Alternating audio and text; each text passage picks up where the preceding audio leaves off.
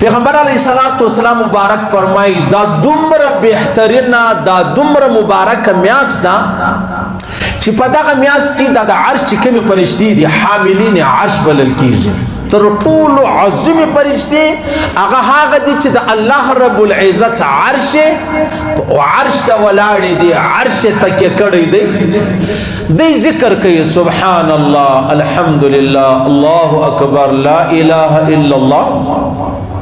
پیغمبر علیہ الصلوۃ والسلام مبارک فرمایي و چې کله د روزې میاشت را نوي سي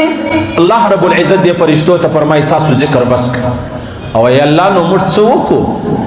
چې موږ ذکر بس کړو موږ وکړو څه لمنځ نسو کولای زکات نسو کولای روزه موږ سره تعلق نه لري موږ به څه کوو موږ به ذکر د الله جل جلاله کوو اوس الله ورته فرمایي ذکر به نه کوي ولی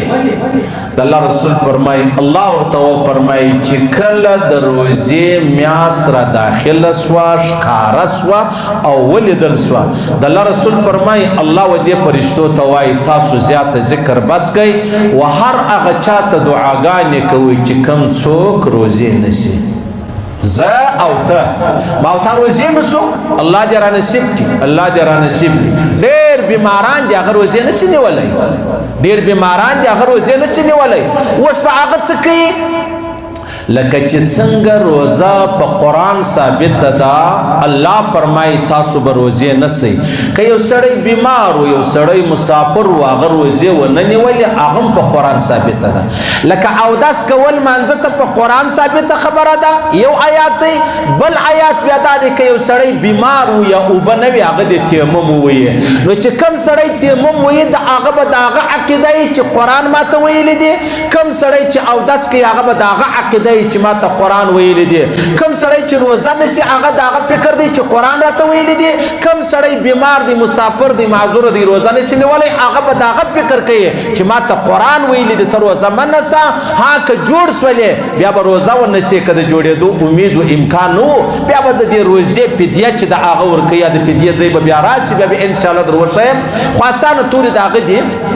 کم سړی بیمار دی د جوړېدو امید نستا د زړه بیمار دی د ګردو بیمار دی شوګر والا دی هغه ته د اوبو د دوایي هر صدقې ضرورت دی نو هغه دې بیا راولاړ چې تقریبا یو 200 روپۍ جوړېږي چې کله د روزې میاشت را داخله سوله بس تا ته اجازه ده د ټولو روزو د پر یو ځای ورکوي هم ستا خوښه ده هره ورځ جلا جلا ورکوي هم ستا خوښه ده او بیا د اختره بعد یو ځای ورکوي چې څنګه تا ته اسانه هغه چې دی هغه وکړم نو معنا دا سو عزیزانو چې ما او تا روزه شروع کو هغه عظیم فرشتې حاملین عرش د عرش فرشتې و ما تا ته دعا کوي یا الله د پلانې مغفرت وفرمایه یا الله معافي ورته وکړه یا الله توبه قبول کړه یا الله حاجت یې پوره کړه یا الله ضرورت یې پوره کړه یاره تاسو ما او تا به په دا خپل ګریوان کې وګورو چې یو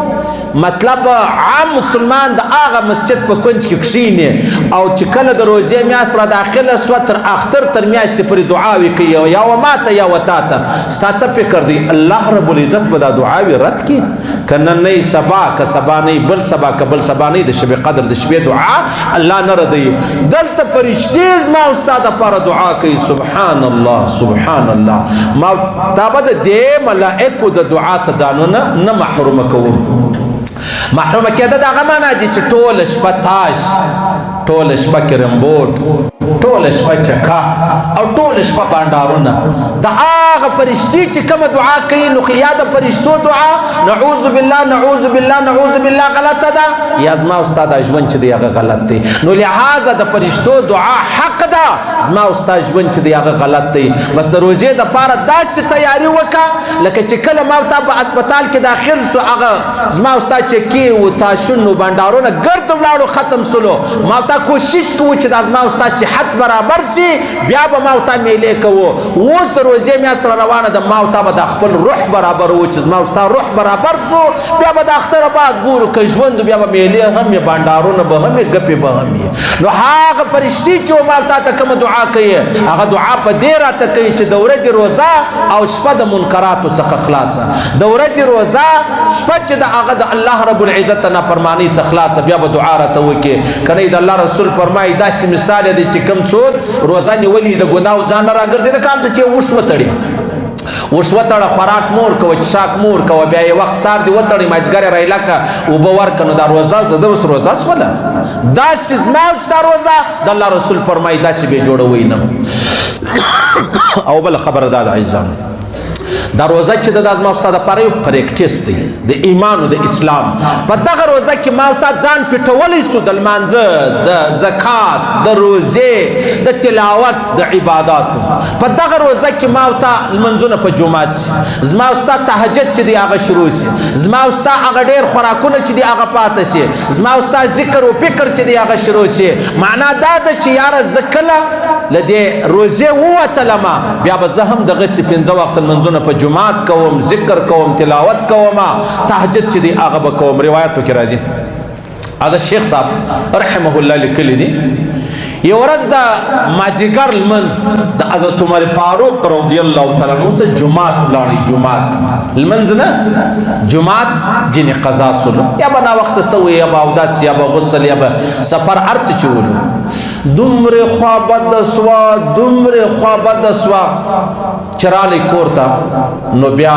یو باغ یې درلودی باغ دا باغ په 2 لکه درهم باندې ولو 2 لکه درهم یعنی ته حساب ولګوه د هغه وخت 2 لک روپۍ راواخله یا د نن ورځې 2 لک روپۍ راواخله ما ته خو روپۍ ډېرې ښه ښکاره کېږي و هغو ته ایمان او اسلام ډېر ښه ښکاره کېدی راولاړ سو د خپل باغ یې د الله په لاره کې صدقه کوي ولی الله ما ته معافي وکړه چې له ما د مازدیګر جومات ولاړی فوت سو او قضا سو په 2 لک روپۍ باغ ما او تا خو 2 انو ته نه تیار چې قضا سي قضا جماعت نه چې جماعت راسه ولاړی لمر پرېوتې زما او ستا پر دغه